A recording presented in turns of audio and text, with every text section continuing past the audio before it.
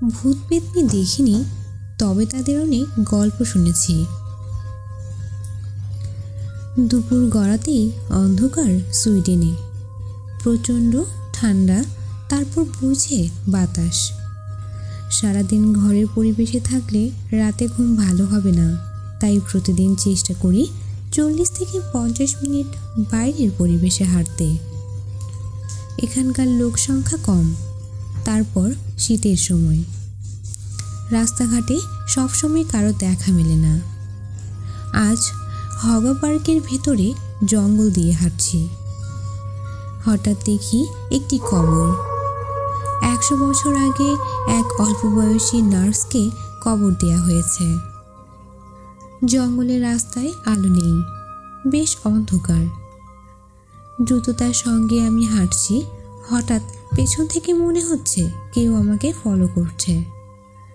দিব্যি শুনতে পারছি তার পদধ্বনি। পেছনে তাকিয়ে দেখি কেউ না। হাঁটছি, আবারও একই ধরনের শব্দ, অবিকল শীতকালের বিশাল জুতার শব্দ। বেশ ভয় ভয় লাগছে, রাস্তাও শেষ হচ্ছে না। মনের মধ্যে যত সব ভয়ভীতির চিন্তা ঢুকেছে। কল্পনায় ভূত পেতনির চেহারাও দেখতে শুরু করেছি। সুইডিশ ভূত দেখতে সাদা ধবধবে, পরনে সাদা কাপড়, সবই ঠিক আছে, তবে ভূত তো ভূতই। আল্লাহই জানেন কি না হবে আজ। একে তো অন্ধকার, তারপর প্রচণ্ড ঠান্ডা। হুট করে সাইড থেকে একটি আজগুবি শব্দ শুনতে পেলাম।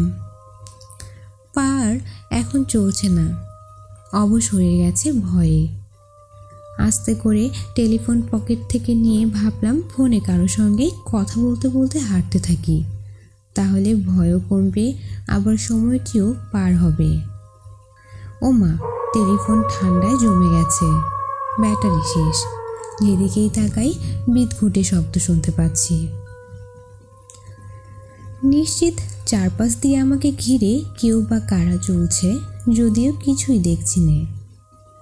ঠান্ডায় শরীর কাঁপতে শুরু করেছে, তারপর ঢুকেছে ভয় শব্দের কারণে। হঠাৎ মাথায় জ্যাকেট হুড তুলতেই শব্দ বন্ধ হয়ে গেল। কি ব্যাপার, এখন কোনো শব্দ শুনতে পারছি না কেন? জঙ্গলের পথ শেষ হতেই আলোর সন্ধান মিলল। আমিও স্বস্তি ফিরে পেলাম। এখন বুঝলাম কেন এমন ধরনের শব্দ হচ্ছিল। আমার জ্যাকেটের হুডটি খুবই পাতলা, বৃষ্টি থেকে রক্ষা পাবার জন্য এই হুড, শীততাপ নিয়ন্ত্রণের জন্য নয়।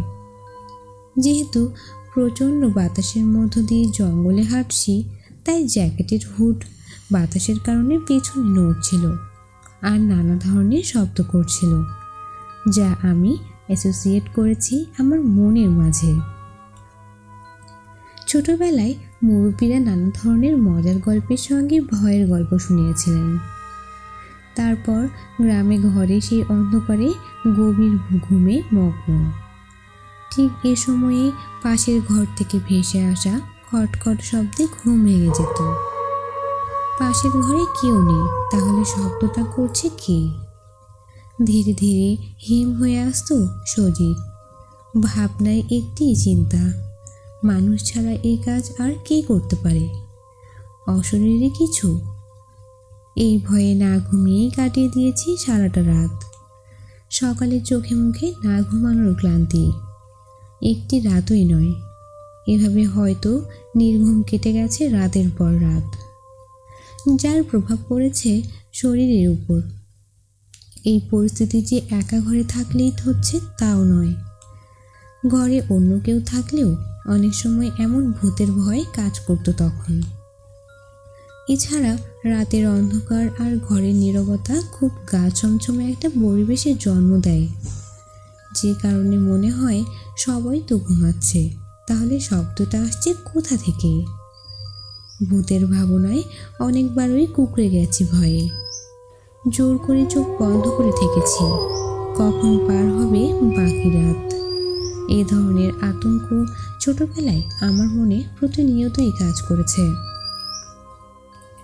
ছোটবেলায় অনেক ঘটে যাওয়া ঘটনা প্রভাব ফেলে বাকি জীবনে।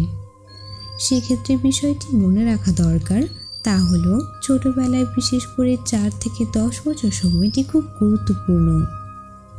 এ সময় যা শোনা, জানা বা দেখা হয় তা জীবনে লেগে থাকে লতার মতো। ভূত পেতনি জীবনে চোখে দেখিনি, তবে তাদের সম্বন্ধে অনেক গল্প শুনেছি। গল্প শুনে কল্পনাতে তাদের আমি ভয় করতে শুরু করেছি এবং মনের মাঝে ধরে রেখেছি।